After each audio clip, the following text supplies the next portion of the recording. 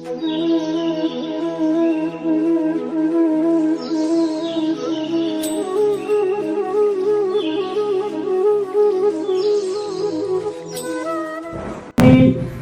सरोवर कमल पुष्प से भरपूर थे। जंगलों में सुंदर पक्षियों की किलबिल हो रही थी। सारे समस्त वनों में मोर पक्षी नृत्य कर रहे थे। इतना सुंदर वातावरण उस समय हो रहा है। इस प्रकार भौतिक प्रकृति हम भौतिक जीवों को कष्ट प्रदान करने के लिए जन्म लेने के समय विवश करती है। जैसे उदाहरण, हमारा जब जन्म होता है तो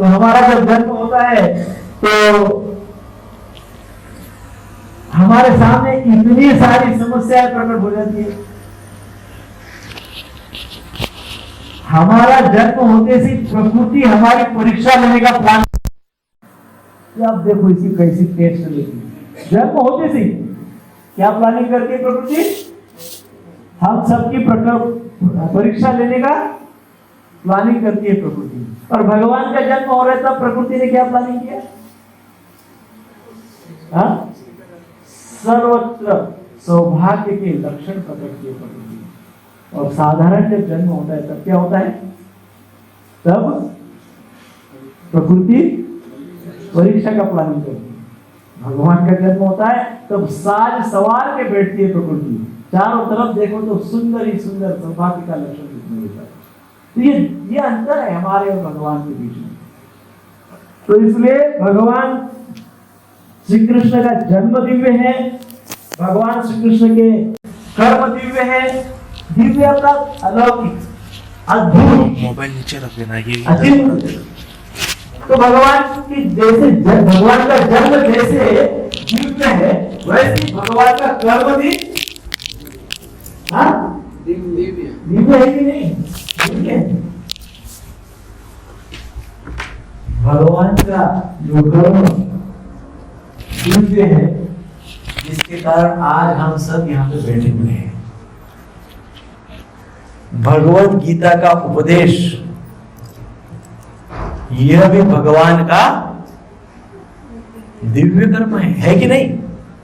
हाँ, मान लो भगवान भगवत गीता नहीं बोलते तो आप लोग आते क्या आज शनिवार को? हम लोग नहीं कुछ कर पाते थे। भगवान ने भगवत गीता का उपदेश दिया, दिव्य कर्म किए। ऐसे दिव्य कर्म को पुनः प्रकाशित किया श्रील प्रभुपाद जी ने सरल भाषा में। और फिर उसके पश्चात गुरु परंपरा में वर्तमान गुरु वृंद है, वरिष्ठ वैष्णव है, उन्होंने उसमें और अमृत बोला और तब जाके हम उसके ऊपर चर्चा कर रहे हैं, है? सो भगवान का ये बड़ा दिव्य कर्म है क्या? भगवत गीता का उपदेश। वराह पुराण में भगवान वराहदेव पृथ्वी देवी से क्या कहते हैं? पृथ्वी देवी से भगवान वराहदेव कहते हैं कि हे देवी, जिस स्थान में गीता का ग्रंथ है तथा गीता का पाठ किया जाता है, उस स्थान में समस्त संसार के सारे तीर्थ उपस्थित हो जाते हैं। हाँ?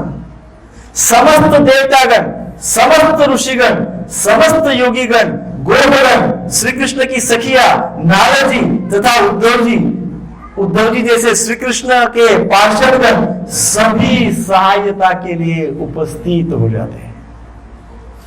कहां पे?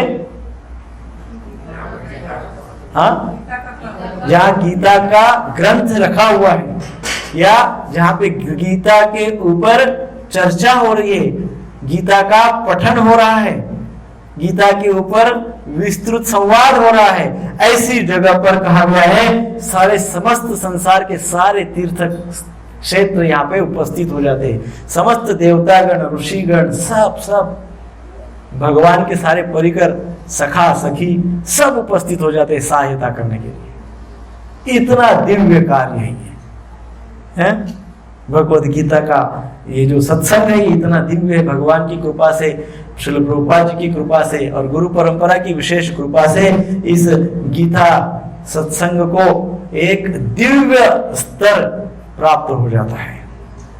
हरे कृष्णा कृष्णा कृष्णा हरे हरे, हरे राम राम राम हरे हरे। सो ये जो भगवान की जो वाणी है, जो भगवत गीता है, ये वास्तव में श्री कृष्ण का दिव्य कर्म है। क्योंकि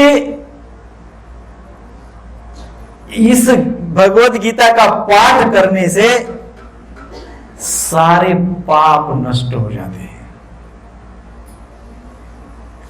पाठ करने का भाव क्या है? आप कहेंगे हमने तो कई बार पाठ किया। पाठ करने का भाव क्या है? भगवत गीता पढ़ने से सारे वासनाएं दूर हो जाती है। क्यों? क्योंकि भगवत गीता भगवान का दिव्य कर्म है। भगवत गीता पढ़ने से पाप नष्ट हो जाते हैं, वासनाएं नष्ट हो जाती है, ऐसा कहा जाता है। क्यों क्यों ऐसा कहा जाता है? पाप नष्ट हो जाता है। क्यों ऐसा नष्ट हो जाता है? क्योंकि भगवत गीता भगवान का दिव्य कर्म है, किसी दूसरे तीसरे ने नहीं लिखा है। किसने लिखा है? किसने बोला है? भगवान का दिव्य कर्म है। जब भगवान का दिव्य कर्म है, उसको यदि हम अपने जीवन में उतारेंगे, इतना भी उतारेंगे, स्वल्पमपि अस्य धर्मस्य, स्वल्प, इतना थोड़ा सा भी उतारेंगे तो लाभ मिलना शुरू हो जाएगा। आचरण बहुत महत्वपूर्ण है। आचरण में लाएंगे तो डेफिनेटली बहुत ही हमारे जीवन में हमको इसका लाभ होगा, सारे पापों से हम मुक्त हो जाएंगे। भगवान के ऐसे दिव्य कर्म जो इस श्लोक में बताए गए, ऐसे कई अनगिनत भगवान के दिव्य कर्म है।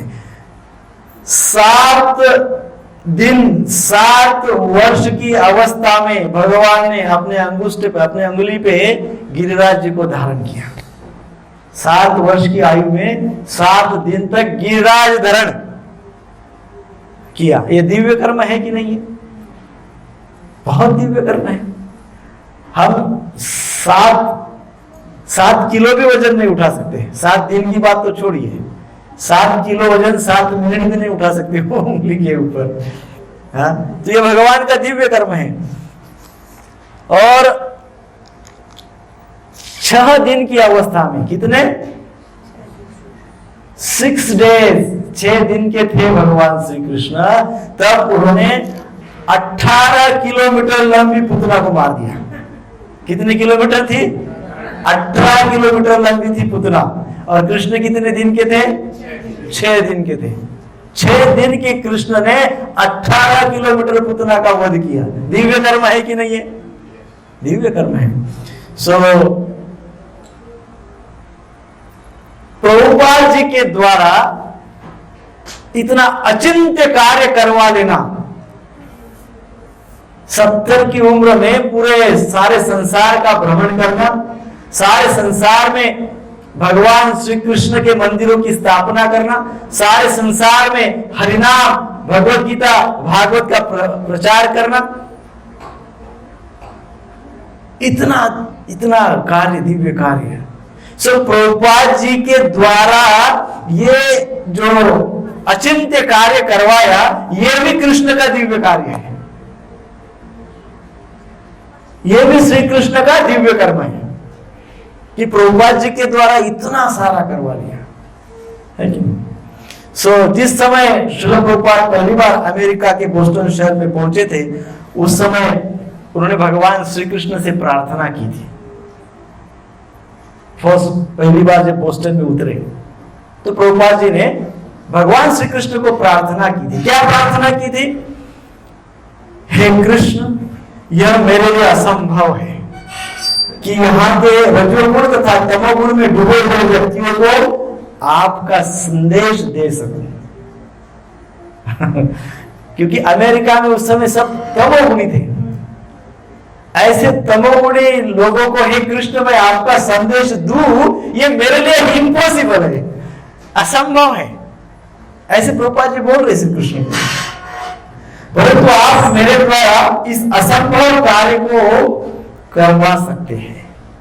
परंतु हे कृष्ण, यदि आप चाहो तो आप मेरे द्वारा ये असंभव कार्य को करवा सकते हो, क्योंकि वो आपकी इच्छा है, दिव्य इच्छा है, दिव्य कर्म है। मैं आपके हाथ में कठपुतली हूं, अतः आप मुझे जैसे नचवाना चाहते हो वैसे नचवाए। मैं तो कठपुतली हूं, हे कृष्ण आप जैसे नचवाना चाहते हैं वैसे नचाए। श्रील प्रभुपाद जी की इस प्रार्थना से श्री कृष्ण ने उन्हें इतनी शक्ति दी कि महा अज्ञान में डूबे हुए लोग भी कृष्ण कॉन्शियस हो गए। पूरे पूरे अज्ञानी लोग, पूरे पूरे अज्ञानी लोग कृष्ण कॉन्शियस हो गए। उस समय अमेरिका में दो ही प्रकार के लोग थे, दो ही चीजों से बड़े परेशान थे लोग, लेकिन उस बात को परेशानी नहीं समझते थे। एक है ईगो और दूसरा है इग्नोरेंस। ईगो एंड इग्नोरेंस, ये दो राक्षस है, आपको पता है। हिरण्याक्ष और हिरण्यकश्यपु ने कलयुग में जब फिर से आए वो, तो कलयुग में ये दो रूप लेकर आए हैं, हिरण्यकश्यपु और हिरण्याक्ष, ये दो रूप लेके आए। कौन से दो रूप? Ego and ignorance. Ego and ignorance. Ego अर्थात अहंकार और इग्नोरेंस अर्थात अज्ञान। Ego and ignorance. सो इस प्रकार से जब भगवान श्री कृष्ण ने श्रील प्रभुपाद जी की प्रार्थना को सुना, तो उन्होंने प्रभुपाद जी को इतना एम्पावर किया, कृष्ण कृपा मूर्ति साक्षात बन गए। श्रील प्रभुपाद जी को क्या कहते हैं? कृष्ण कृपा मूर्ति, भगवान श्री कृष्ण की कृपा की साक्षात मूर्ति। भगवान श्री कृष्ण की कृपा कैसे होती है, यदि ये आपको जानना चाहते हैं, आप जानना चाहते हैं, तो प्रभुपाद जी का दर्शन कीजिए। वो साक्षात कृष्ण कृपा होती है। तो फिर प्रभुपाद जी ने अनेकों ग्रंथ लिखे और उस समय 108 मंदिरों की पूरे विश्व में स्थापना की। तो ये भी एक प्रकार से कृष्ण का दिव्य कर्म है। सो इस प्रकार श्रील प्रभुपाद जी के द्वारा इतने अचिंत्य कर्मों का संपन्न होना, ये भगवान श्री कृष्ण का दिव्य कर्म है। एवं यो व्यक्ति तत्वतः, इस प्रकार जो व्यक्ति तत्व से जानता है, तत्व से जानने का अर्थ क्या है? कृष्ण को कौन नहीं जानता है इंडिया में? मुझे बताइए, भारत में कौन नहीं जानता है कृष्ण को? कश्मीर से लेके तो कन्याकुमारी तक आप जाइए और 2000 साल के जिसको बोलना आता है उसको पूछिए कृष्ण कौन है, तो बोलेगा कृष्ण भगवान है कि नहीं? भारत भूमि में हम सबका ये सौभाग्य है कि हमको इंट्रोडक्शन तो बहुत जल्दी हो जाता है। इंट्रोडक्शन, भगवान यहाँ पे इंट्रोडक्शन की बात नहीं कर रहे इस श्लोक में, तत्वतः जानने की बात कर रहे हैं। तत्वतः जानने की बात कर रहे हैं, गहराई से जानने की बात कर रहे हैं। सो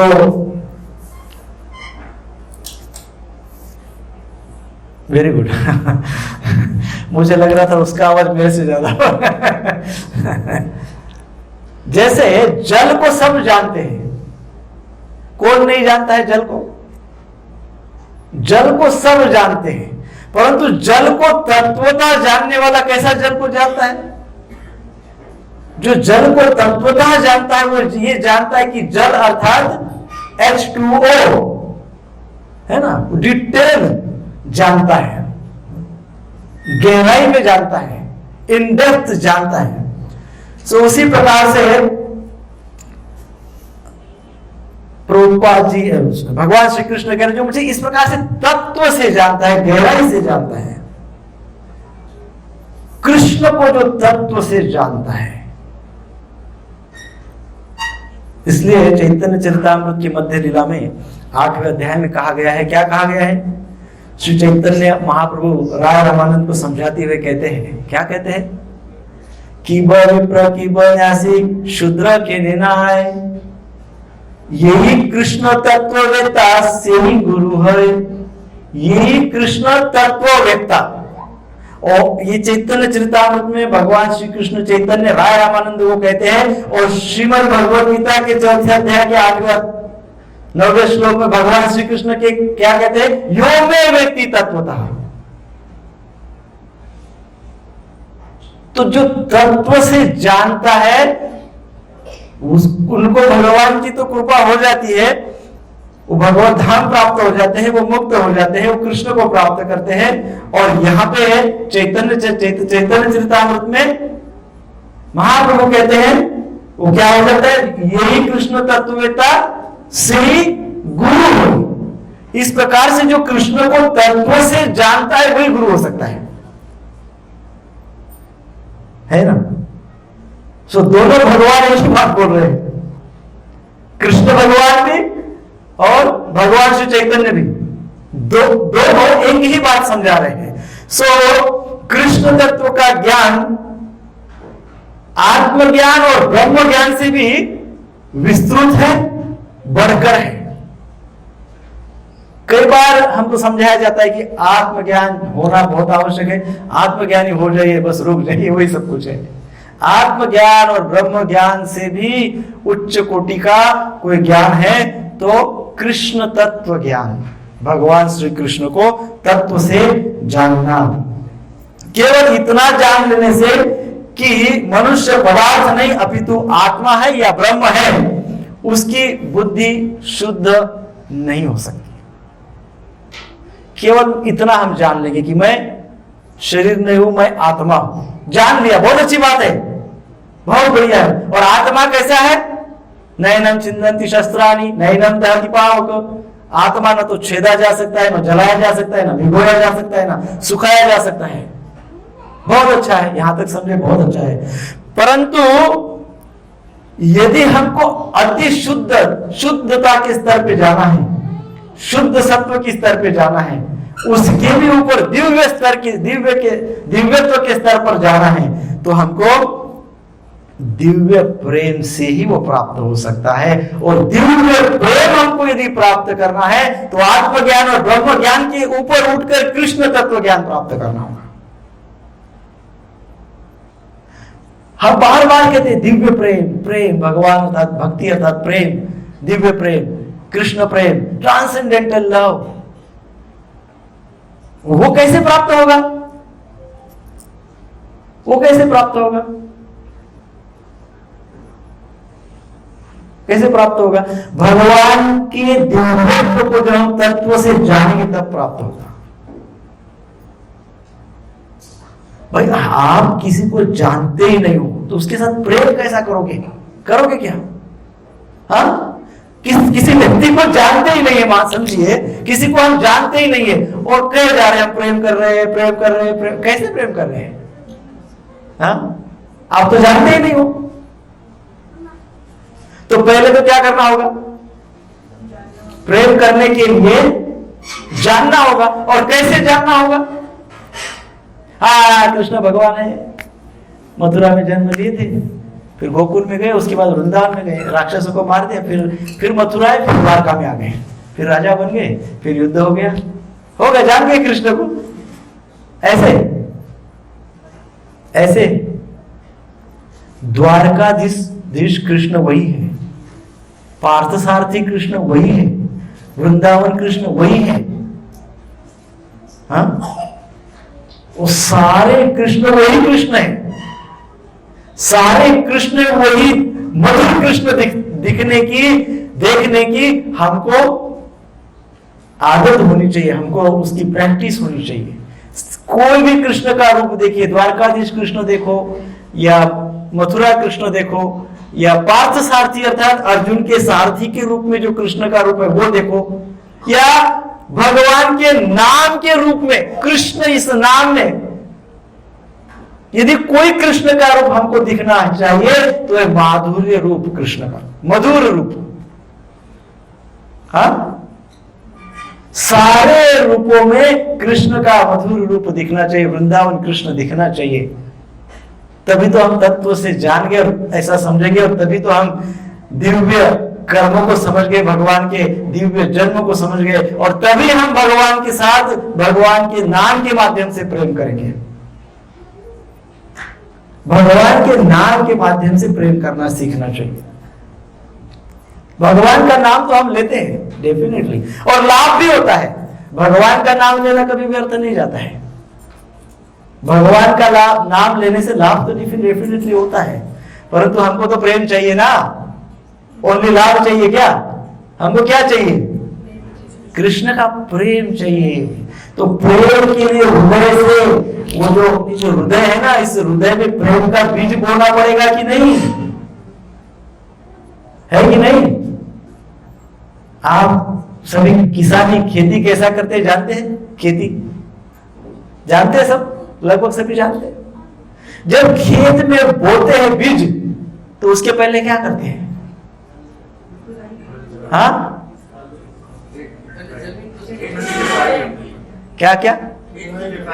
हाँ, फिर क्या होता है? खेत की सफाई होती है। फिर उसमें जो कचरा अनवांटेड, उसको बहुत अच्छा हिंदी शब्द है, जो खेती को सफाई करते हैं बोने के पहले, हाँ, आगासी करते हैं। सारा खर पतरा उसमें का निकाल के फेंक देते हैं। फिर उसको अच्छे से सॉफ्ट बनाते हैं, है कि नहीं?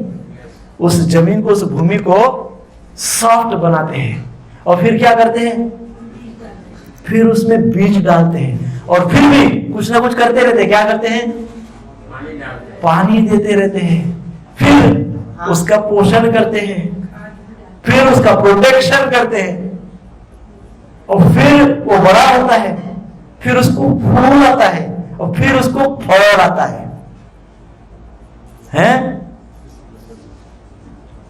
ऐसा ही भक्ति रूपी बीज हृदय रूपी खेत में बोला है कि नहीं? तो अब क्या क्या करना पड़ेगा? ऐसा समझे कि हृदय वो खेत है, और बीज जो है भक्ति का बीज है, जो हृदय में हम बोना चाहते हैं। क्या क्या करना होगा? हाँ, पहले तो हृदय की उसको नहीं, पहले वो हल चलाते हैं ना, उसमें पहले तो हल चलाते हैं, बरोबर है ना?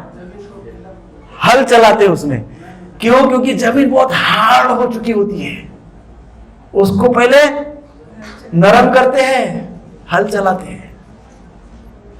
हमारे हृदय में, हमारे चित्त में, हमारे कॉन्शियसनेस में कई सालों के पता नहीं क्या क्या चिपके बैठे हुए हैं, और इतने पक्के चिपके सीमेंट के जैसा।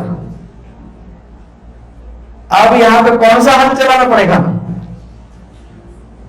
साधारण हल से ये सॉफ्ट होने वाला नहीं है। साधारण हल से ये सॉफ्ट होने वाला नहीं है। इसलिए शास्त्र में कहा गया है, दो चीजों से अपने आप को संभालो, अपने आप को विशाल बनाओ, और ये दो चीजों से आप अपने आप को संभालो। इन दो चीजों पे कंट्रोल करो। कौन सी दो चीजें? रसना और वासना। रसना और वासना डिफिकल्ट है नहीं? अभी 9:15 बजने दो कि रसना का कार्यक्रम शुरू हो जाता है। कोई प्रसाद का टाइम हो रहा है, कितनी देर खींचोगे? बस हो गया। रसना और वासना, रसना के लिए उपवास कहा गया है, फास्टिंग। रसना को नियंत्रित करने के लिए उपवास करिए, और वासना को नियंत्रित करने के लिए उपासना करिए। हाँ, रसना को नियंत्रित करने के लिए क्या करेंगे? अभी कार्तिक मास शुरू हो गया है। कार्तिक मास में जो हमको अति प्रिय व्यंजन है, रसगुल्ला, गुलाब जामुन, वड़ा पाव, वो भ्रष्ट फूड जो भी है, सब आपको अति प्रिय है। जो फास्ट फूड अर्थात भ्रष्ट फूड, तो ये अति प्रिय है। तो कम से कम कार्तिक में इसको त्याग दीजिए। जो हमको बहुत अच्छा लगता है वो कार्तिक में छोड़ दीजिए। जितने फेस्टिवल, महोत्सव आते हैं कार्तिक मास में, वो सारे के सारे महोत्सव में उपवास करिए। तो उससे क्या होगा? रसना अर्थात जीभ, जीवा, टंग, वो नियंत्रित होगी, है ना। और दूसरा क्या है? वासना। वासना के लिए उपासना करिए।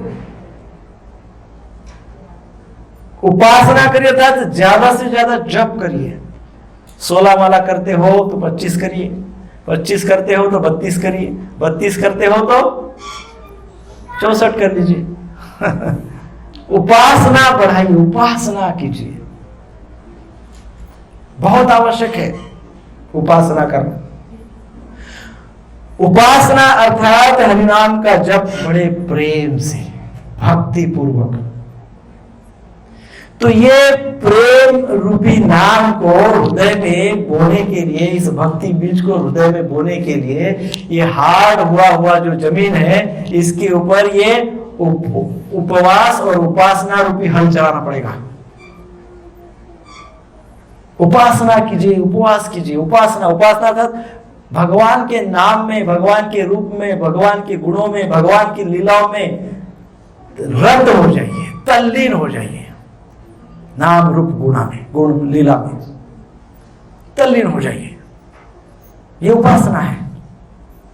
वो करिए तो देखिए धीरे धीरे, जैसा ही तुलसी विवाह के दिन में आप सबको पूछूंगा कि हृदय सॉफ्ट हुआ है कि नहीं हुआ है अभी, है ना। तो 1 महीने का समय काफी हो जाता है। इस 1 महीने के काल में निश्चित रूप से हृदय सॉफ्ट हो जाता है यदि आप उपवास और उपासना नियम से करते हैं। तो इस प्रकार से इस भक्ति रूपी बीज को जब हम बोते हैं तो हृदय को पहले साफ करते हैं। हृदय के अंदर का कूड़ा कचरा, है ना, ईर्ष्या रूपी, स्पेशली कंपटीशन, ईर्ष्या, द्वेष, क्रोध, लोभ, ये सारे के सारे क्या है? जो कचरा पड़ा रहता है ना खेत में, जिसको निकालना अनिवार्य है, नहीं तो कुछ बो नहीं सकते हैं आप। तो जो कचरा है वो क्या है? काम, क्रोध, लोभ, मोह, ईर्ष्या सबसे भयंकर। ईर्ष्या, देखिए आज प्रत्येक व्यक्ति को प्रत्येक विषय के प्रति ईर्ष्या है। कुछ महानुभाव है, शुद्ध भक्त है, उनके हृदय में ईर्ष्या नहीं होगी। अन्यथा आप किसी भी व्यक्ति को देखिए, किसी के ना किसी के प्रति उसके मन में ईर्ष्या होती है। और आज के समाज में सबसे ज्यादा ईर्ष्या यदि किसी के मन में होगी और किसके प्रति होगी तो वह साधुओं के प्रति। कोई साधुओं के प्रति इस संसार के कलयुग के मन में कोई आस्था, प्रेम, आदर नहीं रहा है। क्यों? क्योंकि ईर्ष्या है। वो सात्विक चाह सोचते कि साधु इतने पवित्र अगर हम है नहीं, हम तो हो नहीं सकते, तो ईर्ष्या करो, है। सो इस प्रकार से ईर्ष्या, क्रोध, ये सब सारे कचरे को हटाओ। ये कचरा हटेगा तभी जाके भक्ति प्रेममयी बीज की हम उसमें बो सकेंगे, अन्यथा असंभव है। और जब वो बोएंगे, उसको बड़ा करेंगे, धीरे धीरे धीरे धीरे धीरे बड़ा होगा, तब जाके उसको प्रेम रूपी फल लगेगा। वो भक्ति बीज का लता होगी, वेली होगी, बड़ा होगा, फल लगेगा, फूल लगेगा, फूल लगेगा, फल लगेगा। वो फल अर्थात प्रेम, फल अर्थात कृष्ण का प्रेम। बिना फल लगे हम यदि बोले कि हम तो प्रेम करते हैं, संभव है? भक्ति बीज का अभी पौधा भी नहीं हुआ है और हम तो कह रहे कि हम तो प्रेमी हैं, हमको क्या नियम का पालन करना है, हम तो ऐसे ही भगवान का प्रेम करते हैं, ये नियम वगैरह हमारे लिए नहीं है, तो सब आपके लिए है, हम तो भगवान से वैसे ही प्रेम करते हैं। ऐसे हो नहीं सकता है। सो ये बहुत आवश्यक है ये जानना कि दिव्य प्रेम के स्तर पे जाएंगे तभी भगवान को तत्वतः जानेंगे, अन्यथा तत्वतः हम भगवान को नहीं जान पाएंगे। त्यक्त्वा देहम, देह को त्याग कर, देह को त्याग कर अर्थात क्या? भौतिक देह को त्यागते समय भक्त को आध्यात्मिक देह की प्राप्ति हो जाती है। जो भक्त होते हैं, संत होते हैं, साधु होते हैं, ये भी अपना भौतिक शरीर त्यागते हैं और साधारण जीव भी अपना भौतिक शरीर त्यागते हैं, परंतु जो भगवान के प्रेमी होते हैं, भक्त होते हैं, वो जब देह त्यागते हैं तो वो देह त्यागते वक्त उनको आध्यात्मिक देह की प्राप्ति हो जाती है, स्पिरिचुअल बॉडी उनको मिल जाती है। और जब उनको आध्यात्मिक देह प्राप्त होता है तो आध्यात्मिक जगत में ही जाएंगे, अन्यथा कहाँ जाएंगे? आध्यात्मिक जगत में ही जाएंगे। सो यह कहा गया है देह तो त्यागना ही होता है, देह तो प्रत्येक व्यक्ति त्यागता है, ये एक सत्य है, मृत्यु एक सत्य है। सो जैसे बिल्ली अपने मुख से चूहे को भी पकड़ती है और एट द सेम टाइम अपने बच्चे को भी पकड़ती है, बरोबर है? देखा होगा आपने, चूहे को पकड़ती है तो बिल्ली का रूप कैसे होता है? हाँ, आवाज करती है बड़ा बड़ा है ना, चूहे को फाड़ देती है, मार देती है। वही दांत, वही मुख से बिल्ली अपने बच्चे को पकड़ती है, वो बच्चे को खरोच भी नहीं आती है। हाँ, जादू है ना। तो ऐसे ही भक्त और अभक्त का अंतर बताया गया है, अर्थात जो व्यक्ति तत्वतः कृष्ण को जानता है वह भी व्यक्ति शरीर छोड़ता है, परंतु उसका शरीर जब छूटता है तो काल रूपी बिल्ली उसके लिए माता के समान हो जाती है ना। काल, भगवान का रूप उसको काल में दिखता है। हाँ? कालो अस्मि, भगवान ही काल का रूप है, तो उनको काल में भगवान दिखते हैं। तो बिल्ली जैसे उठाती है अपने बच्चे को, वैसे ही वो काल भक्त को उठाता है, उसको खरोच भी नहीं आती है। सो इसलिए भगवान के कहते कि त्यक्त्वा देह, वो जब देह को त्याग करते हैं भक्तगण तो वो आध्यात्मिक देह को प्राप्त करते हैं। पुनर्जन्म न एति मां एति सो अर्जुन, अर्थात हे अर्जुन, वह पुनर्जन्म न प्राप्त कर मुझे प्राप्त करता है। वो पुनर्जन्म को नहीं प्राप्त करता है, वो मुझे प्राप्त करता है। सो हम जीवात्मा श्री कृष्ण का ही अंश है, अर्थात क्या है? हम भगवान के अंश है। इसका अर्थ क्या है? भगवान कौन है? भगवान कैसे है? सच्चित आनंद विग्रह है ना। भगवान सच्चिदानंद है और हम भगवान के अंश हैं। तो अंशात्मक रूप से हमारे अंदर भी भगवान की वो गुण है। कितने हैं? अंश। अब हम कल्पना नहीं कर सकते, इतने छोटे, इतने सूक्ष्म, इतने कम से कम। परंतु जब तक हम इस भौतिक संसार के प्रति over attached, too much attached, बहुत ज्यादा आसक्त रहेंगे, तब तक हमें काम हैरान करेगा और हम अपने मूल स्वभाव को भूलते रहेंगे और भूलते ही रहेंगे, है ना। हमने एक बार प्रवचन में कहा था, हम सबको वस्तुओं को एकत्रित करने का लोभ हो चुका है। हमारे पास कितनी भी वस्तुएं आने तो हमको और चाहिए ही चाहिए, है कि नहीं। साइकिल है तो हमको मोटरसाइकिल चाहिए, मोटरसाइकिल है तो हमको कार चाहिए, कार है तो 4 कार चाहिए, 4 कार है तो हेलीकॉप्टर चाहिए, हेलीकॉप्टर है तो मिसाइल चाहिए, क्या क्या चाहिए, दूसरे रॉकेट चाहिए, रॉकेट है तो धरती पे रहे तो मंगल पे रहना है, मंगल पे रहने शुरू कर कल कहेंगे सूरज पे रहना है। तो हमको चाहिए ही चाहिए, हमको चाहिए बस। भौतिक सांसारिक जगत में हमको नित्य कुछ ना कुछ चाहिए और वो चाहत में हम इस भौतिक जगत में फंसे रहते हैं, क्योंकि संतुष्टि का अनुभव तो कभी ही नहीं होता है। हमको कभी हुआ है संतुष्टि का अनुभव? नहीं हुआ। हमेशा कभी कुछ ना कुछ तो चाहिए ही रहता है, तो संतुष्टि का अनुभव नहीं रहता है और इसलिए संसार में फंसे रहते हैं, जन्म मृत्यु के चक्र में फंसे रहते हैं। परंतु जो व्यक्ति कृष्ण के जन्म तथा कर्मों की दिव्यता को तत्व से जान लेता है तो वही भगवान को प्राप्त कर सकता है। हम इसलिए हमारे सामने चैलेंज हो जाता है, हमारे सामने कठिनाइयां उत्पन्न हो जाती है जब हम ये सोचते हैं कि कल से मैं 25 माला जप करूंगा, कल से मैं 32 माला जप करूंगा, कल से मैं 64 माला जप करूंगा। ऐसा सोचते से ही हमारे सामने बड़े बड़े चैलेंजेस आ जाते हैं। आते हैं कि नहीं आते? मान लो आपने सोचा कल सुबह मंगल आरती में उठूंगा और 64 माला जप करूंगा, ऐसा सोचा आपने, संडे है, इमीडिएट चैलेंज आएगा, कुछ ना कुछ आएगा कि नहीं आएगा? जरूर आएगा। क्यों? क्यों आएगा? क्योंकि हमारी इस भौतिक संसार में जरूरत से ज्यादा आसक्ति है, बहुत ज्यादा आसक्ति है। इसलिए जब भी कोई आध्यात्मिक संकल्प करेंगे तो तुरंत उसके साथ बहुत बड़ा चैलेंज आपके हमारे सामने आके खड़ा हो जाएगा।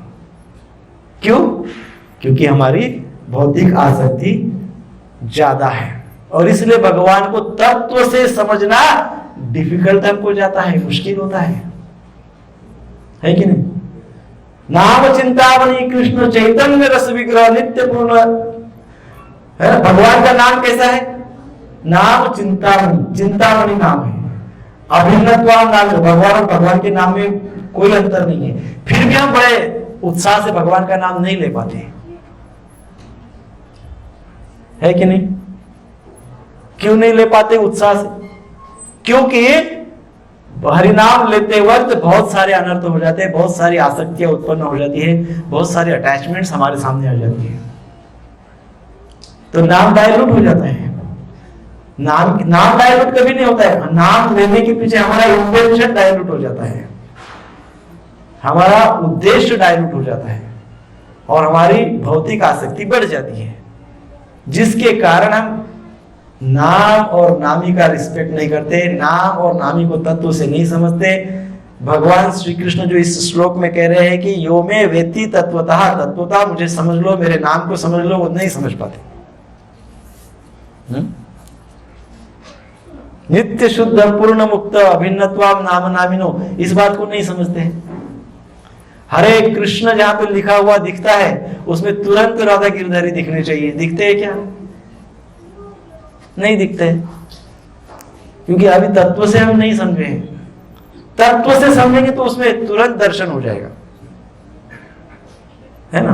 तो इस प्रकार से श्री कृष्ण को तत्व से जानने के लिए अपने स्वभाव के विषय में कुछ जानना जरूरी है।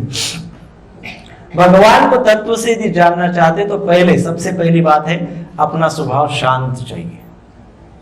अशांत स्वभाव कभी भी कृष्ण को नहीं जान सकता। सो पहले क्या चाहिए? शांत स्वभाव चाहिए। और हम भगवान को तत्वतः जानते हैं कि नहीं जानते हैं, यह बात हमारे वाणी से और हमारे दृष्टि से पता चल जाती है। हमारे वाणी में कितनी गहराई है, डेप्थ है, हमारे वाणी में कितनी शुद्धता है, हमारे वाणी में कितनी अशुद्धता है, हमारी दृष्टि में कितनी प्यूरिटी है, हमारे दृष्टि में क्या क्या आता है। हमारे दृष्टि में क्या केवल अनर्थ ही आते हैं? कई लोग होते हैं, देखो उनको दोष ही बहुत जल्दी फटाफट फास्ट दिखते हैं। देखो आप, कोई अमुक व्यक्ति का ऐसा स्वभाव होता है कि उनको सामने खड़े कर दो तो वो भगवान कृष्ण तक के दोष निकाल देते हैं। 64 कला है ना भगवान कृष्ण में, तो भगवान के 6400 दोष वो हमारे सामने गिना देंगे, ये भगवान के दोष है बोलेंगे। सो दोष दर्शन, वो दोष देखते रहते हैं। कहा जाता है जो व्यक्ति जितना दोष देखता है उससे 10 टाइम्स वो जितने दोष उसने देखे उससे 10 टाइम्स ज्यादा वो दोष उसके अंदर ट्रांसफर हो जाते हैं। अर्थात मैं आपके दोष देख रहा हूं, मैंने आपके 10 दोष देख लिए, तो मैंने वो 10 दोष देख लिए और किसी को बता दिया कि इनके अंदर तो 10 दोष है, तो जैसे ही मैंने देख लिए उसी समय मेरे अंदर 100 दोष आ जाते हैं, 10 टाइम से मल्टीप्लाई हो जाते हैं। हाँ। तो इसलिए दोष दर्शन नहीं करना चाहिए। इसलिए दृष्टि से पता चलता है कि व्यक्ति दोष दर्शन करता है कि भगवत दर्शन करता है ना। तो इस प्रकार से स्वभाव शांत रखिए, शांत मन से भगवान के नाम का, गुण का, रूप का, लीलाओं का श्रवण तथा चिंतन करिए। जब तक विषयों पर हमारा सुख निर्भर है तब तक हमें भगवान श्री कृष्ण के भक्ति का सुख नहीं मिलेगा। हमारा सुख किस पे निर्भर है? हमारा सुख सारे मटेरियल अरेंजमेंट्स पे डिपेंड है। तो हम वही कह रहे थे कि संसार की सारी चीजें हमको चाहिए। इस सारे भौतिक चीजों को एकत्रित करने के लिए संसार में जितने मनुष्य हैं हमारे पहचान के, उन सब का हम यूज कर लेते हैं, है कि नहीं? मान लो मुझे कोई बहुत अच्छी कार खरीदनी है, तो मैं जितने संसार के लोग हैं जिनको मैं जानता हूं उन सबको मैं एक्सप्लॉइट करूंगा, सबके रिलेशन को मैं उपयोग में लूंगा, सबको पूछूंगा, सबका यूज कर लूंगा, और देन थ्रो। यूज होने के बाद हो गया काम, तुमको और हमको। मनुष्य को तोड़ देंगे, मनुष्य को, रिलेशंस को, संबंधों को तोड़ देंगे। वस्तुओं को एकत्रित करने के लिए मनुष्यों का उपयोग करेंगे, परंतु शास्त्र ये कहते हैं कि मनुष्यों को जुटाने के लिए वस्तुओं का उपयोग करो। मनुष्यों को जुटाने के लिए, मनुष्यों को एकत्रित करने के लिए, मनुष्यों के साथ प्रेम करने के लिए, सबके साथ सौहार्दपूर्ण संबंध रखने के लिए आपके पास जितने रिसोर्सेस है वो सारे रिसोर्सेस को यूज करो और मनुष्यों का प्रेम जुटाओ, सौहार्द पूर्ण संबंध जगाओ, बनाओ। परंतु अभी ट्रेंडिंग क्या है? ट्रेंडिंग ये है आज के इस युग में हो क्या रहा है, एग्जैक्टली उल्टा हो रहा है। हम वस्तुओं को जुटाने के लिए मनुष्यों को एक्सप्लॉइट करते हैं। होना क्या चाहिए? मनुष्यों को जुटाने के लिए वस्तुओं को एक्सप्लॉइट करना चाहिए। तो कृष्ण को कहां से तत्वता जानेंगे? क्योंकि वस्तुओं को एकत्रित करने की होड़ मची है, इसके कारण मन कभी शांत नहीं हो सकता। और जब तक मन शांत नहीं है तब तक हम प्रेम किसी से नहीं कर सकते, भगवान के दिव्य गुणों को नहीं समझ सकते, भगवान के दिव्य जन्म को नहीं समझ सकते, भगवान के दिव्य कर्मों को नहीं समझ सकते हैं।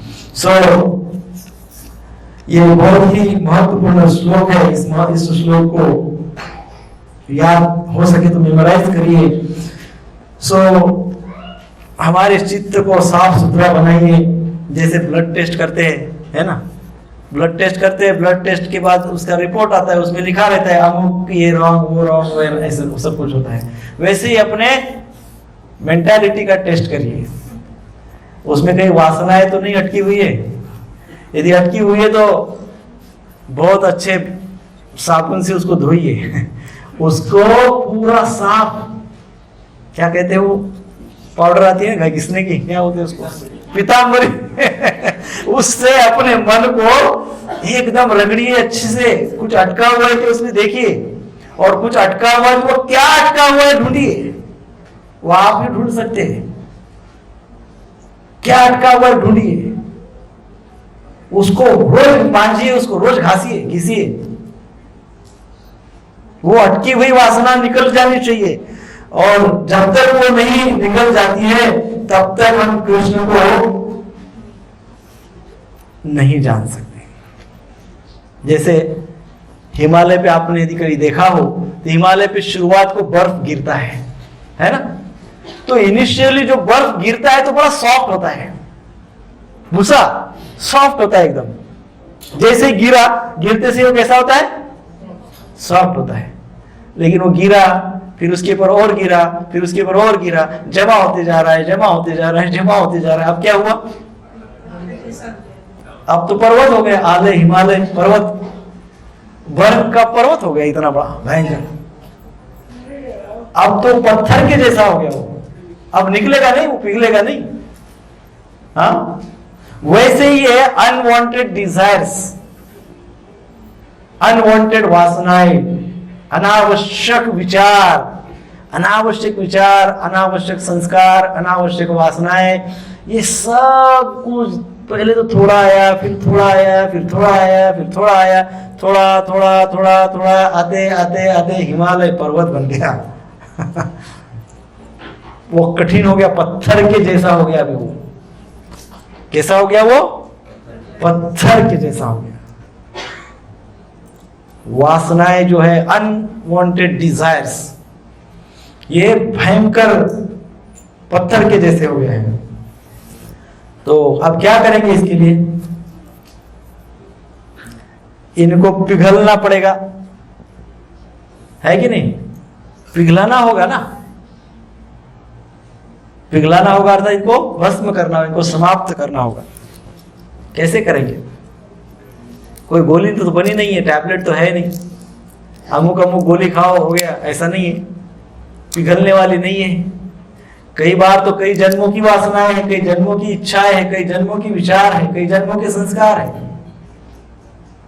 चुटकी में तो नहीं जाएंगे, तो कैसे जाएंगे?